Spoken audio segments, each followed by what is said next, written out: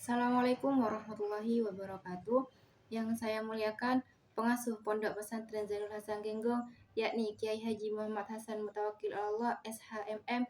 Yang saya hormati Bapak Rektor Universitas Zainul Hasan Genggong, yakni Dr. Abdul Aziz Wahab MAG. Yang saya hormati Dekan Kaprodi Fakultas Ekonomi dan Bisnis, yakni Bapak Nuntufa ME. Yang saya hormati Kaprodi Ekonomi Syariah, yakni Bapak Abdul Ghafur MEI. Yang saya hormati dosen pengampu mata kuliah Ekonomi Pembangunan, yakni Ibu Wakiatul Akidah MPD. Dan tak lupa pula sejajaran dosen Universitas Zainul Hasan Genggong serta teman-teman yang saya hormati. Baik, pada kali ini di sini saya dari kelompok 2 akan mempresentasikan tentang materi tentang teori ekonomi pembangunan. Yang mana di sini ada 4 cakupan materi. Yang pertama yaitu tentang pengertian dari teori ekonomi pembangunan sendiri, yang mana proses suatu kenaikan pendapatan total dan pendapatan per kapita yang memperhitungkan pada pertambahan penduduk, kemudian disertai pada perubahan fundamental. Kemudian di sini ada tokoh-tokoh yang di dalamnya mencakup Adam Smith, yang mana menurut Adam Smith ada 2 aspek utama pertumbuhan ekonomi. Yang pertama, pertumbuhan output total, unsur pokok dari sistem produksi suatu negara. Kemudian yang kedua, jumlah penduduk akan meningkatkan tingkat upah yang berlaku lebih tinggi dari tingkat upah subsistem.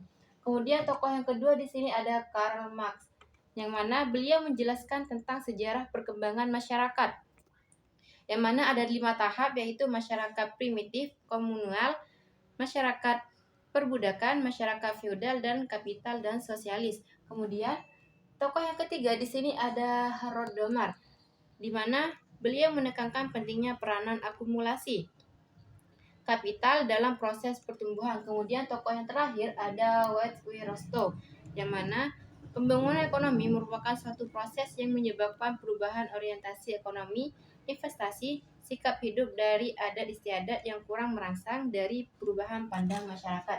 Baik, untuk cakupan materi yang selanjutnya akan dijelaskan oleh rekan saya, yaitu Umi Malia. Baik, teori yang selanjutnya adalah dunia ketiga, yang dimana mencangkup 4 macam. Yang pertama, kemiskinan, keterbelakangan, pengangguran, dan kelaparan. Baik, secara umum, kemiskinan merupakan kondisi di mana seseorang atau kelompok yang tidak mampu memenuhi hak-hak dasarnya untuk mempertahankan dan mengembangkan kehidupan yang bermartabat.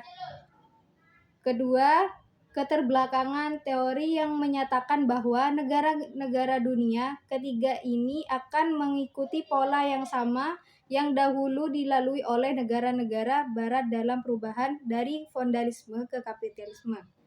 Yang ketiga, pengangguran. Pengangguran adalah orang yang tidak mempunyai pekerjaan. Dan yang keempat, kelaparan. Kelaparan di sini adalah suatu kondisi di mana tubuh masih membutuhkan makanan, biasanya saat perut telah kosong, baik dengan sengaja maupun tidak sengaja, untuk waktu yang cukup lama. Dan teori yang selanjutnya adalah teori utama ekonomi pembangunan. Yang pertama, model pertumbuhan linier, dan 2, pola perubahan struktural. Ketiga, resolusi ketergantungan internasional. Yang keempat, kontra-revolusi pasar bebas neoklasik. Yang kelima, teori pertumbuhan baru. Baik, sekian dari kelompok kami. Wassalamualaikum warahmatullahi wabarakatuh.